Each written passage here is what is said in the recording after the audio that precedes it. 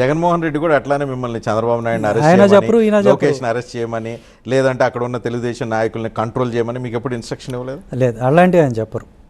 జగన్ గారు చెప్పరు, ఆనెస్ట్గా చెప్తున్నా. కేసు ఏదైనా ఉంటే కేసులో స్ట్రాంగ్గా ఉండమని చెప్తారు. అప్పుడున్న ఇంటెలిజెన్స్ చీఫ్ సీతారామంజలి మీకు డైరెక్షన్ ఇచ్చారు. అవన్నీ అనవసరం. ఒకటి నేనేమంటానంటే, సీతారామంజలు ఇంటెలిజెన్స్ చీఫ్గా అప్పుడు పనిచేసి తర్వాత ఇప్పుడు కూటమి ప్రభుత్వంలో అరెస్ట్ అయ్యాడు. సిఐడి చీఫ్గా మీ తర్వాత వచ్చిన సంజయ్ అరెస్ట్ అయ్యాడు. కానీ పివి సునీల్ కుమార్ మాత్రం ఎస్కేప్ అయిపోయారు. ఎస్కేప్ అవటం కాదు, ఇప్పుడు దళితని లేకపోతే మీ కులం మీకు ఇక్కడ అడ్వాంటేజ్ క్రియేట్ చేసిందా? ఇప్పుడు సంజయ్ చేసిన పని నేను చేయలేదు.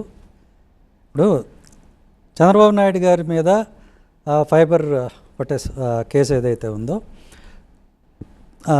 ఆ కేసు సిట్లులో అప్పటికే ఉంది, నేనున్నప్పుడే ఉంది, రైట్. కానీ నేనుండగా చంద్రబాబు నాయుడు గారు అరెస్ట్ కాలేదు. మీరు చేయలేదా? మార్గదర్శి మీద ఆరోపణలు నేనున్నప్పుడే ఉన్నాయి, కానీ నేను కేసులు రిజిస్టర్ చేయలేదు. మిమ్మల్ని చేయమంటే మీరు చేయనన్నారా, లేకపోతే నేను ట్రాన్స్ఫర్ అయిపోయిన తర్వాత ఆ రెండు జరిగాయి. నీ క్లారిటీతో అడుగుతున్నా. నేను అరెస్ట్ చేయలేదా, లేదంటే అవకాశం లేదని వదిలేశారా, లేకపోతే జగన్మోహన్ రెడ్డి చెప్పిన మాట మీరు వినలేదా? మీరు మీ మూడిట్లో మీకు ఏది కరెక్ట్ అనిపిస్తే అది అనుకోండి. కానీ జరిగింది ఏంటంటే నేను చేయలేదు, తర్వాత వచ్చిన వాళ్ళు చేశారు.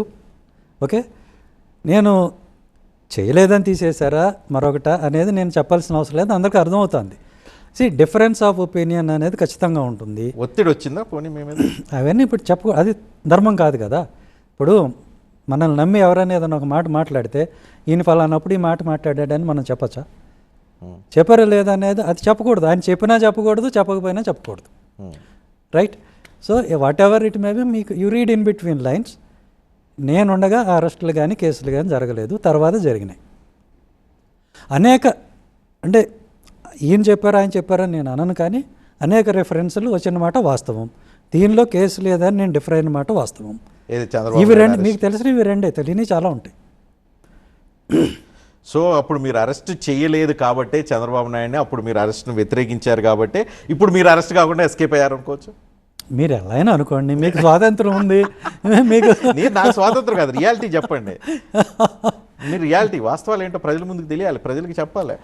మేబీ ఇప్పుడు ఆయన మైండ్లో ఏముందో నేను చెప్పలేను కదా. చంద్రబాబు నాయుడు గారు కానీ లోకేష్ గారు కానీ వాళ్ళు ఏమనుకుంటున్నారు నేను చెప్పలేను కదా. నేను అనుకోవటం ఏంటంటే నా మీద కేవలం ఆరోపణలు, గాలివాటం కబుర్లు తప్పితే ఆధారాలు ఎవరూ ఇవ్వలేకపోయారు. రియాలిటీకి దగ్గరగా ఉండేలాగా ఎన్ని ఆరోపణలైనా చేయొచ్చు, కానీ అందులో సబ్స్టాన్స్ లేనప్పుడు ఎవరేం చేయరు. అట్లా నా పట్ల న్యాయంగా వ్యవహరించారు చంద్రబాబు నాయుడు గారు ఇప్పటి వరకు అని అయితే నేను అనుకుంటున్నా. కానీ మీదంతా మీరు గంటసేపు మీద మాట్లాడింది ఏంటంటే, మాటలేమో వైసీపీ పట్ల ప్రేమ, జగన్మోహన్ రెడ్డి పట్ల అభిమానం చూపిస్తున్నాయి, చేతలేమో చంద్రబాబు నాయుడు పట్ల అభిమానం, చంద్రబాబు నాయుడు సేవ్ చేయాలన్న కాంక్ష కనిపిస్తుంది. ఇంతకీ మీ లైన్ ఆఫ్ థాట్ ఏంటో అర్థం కావట్లేదు. నా లైన్ ఆఫ్ థాట్ ఏం లేదండి, మా ఉద్యోగం ఏం చేస్తాం, ఆ రోజున పొజిషన్ ఎలా ఉంటే అట్లా పోతాం అంతే తప్పితే లా ప్రకారం పోతాము. లీగల్గా ఇది స్ట్రాంగ్గా లేదనుకున్నప్పుడు రిజెక్ట్ చేస్తాం.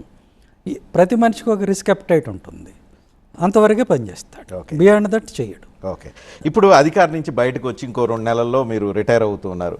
సస్పెన్షన్లను మీరు రిటైర్మెంట్ అయ్యేట్టు కనిపిస్తుంది. అది మీకు అవమానం అనిపించట్లేదా? ఇంకా కాలేదు కదా, అయినాక చూద్దాం. ఒకవేళ అయితే అవమానమేనా? అయితే డెఫినెట్గా అవమానమే. సో రిక్వెస్ట్ ఏమైనా చేసుకునే అవకాశం ఉందా చంద్రబాబు నాయుడుకి? అంటే మెరిట్స్ ప్రకారం పోతారు. నేను మళ్ళీ రిక్వెస్ట్ చేస్తే మార్చేది ఏముంటుంది? మెరిట్స్ ఆఫ్ ద కేసుని బట్టి పోతారని నేను అనుకుంటున్నాను. Okay, thank you very much and best of luck Sunil Kumar గారు. Thank you.